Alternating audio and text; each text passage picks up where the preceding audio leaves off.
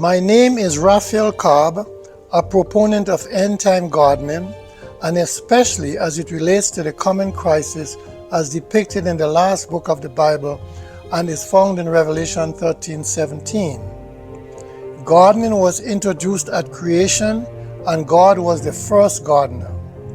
Gardening is rooted in the very first book of the Bible, Genesis 2:8, which states, "And the Lord God planted a garden eastward in Eden, and there he put the man whom he had formed." We at End Time Gardening are wholly committed to turning the clock back to the beginning by following the principal purpose of gardening as established in the Garden of Eden, which was designed for character development, that man may become more and more in character like his Creator, as he followed his command to dress and keep the garden and to eat from the tree of life, Genesis 2:9 and Genesis 2:15. After sin, man was commanded to till the ground from whence he was taken, Genesis 3:23.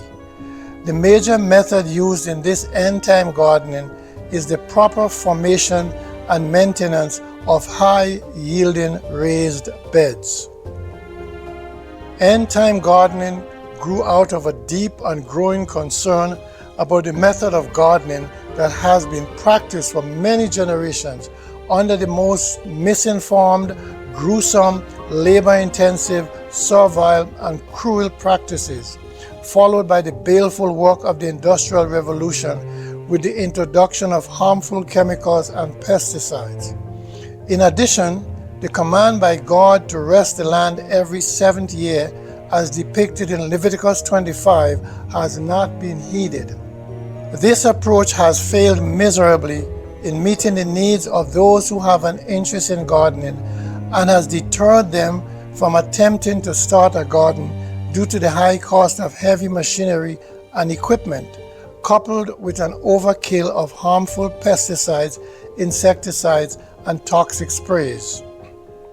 The focus of end-time gardening is to educate the world by this simple and cost-effective method of gardening, and to show the pivotal role gardening plays in Earth's history as we hastily approach the issue of buying and selling, as clearly indicated in the very last book of the Bible, Revelation 13:17, and to prepare a people for the second coming of our Lord and Savior, Jesus Christ.